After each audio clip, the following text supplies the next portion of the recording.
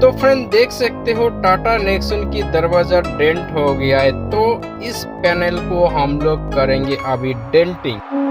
तो देख सकते हो फ्रेंड हम लोग पूरी अच्छी तरीके से डेंट मशीन से डेंट पुलर से अच्छे से डेंटिंग करने के बाद इस पैनल को हम लोग अच्छे से शाइनिंग करेंगे।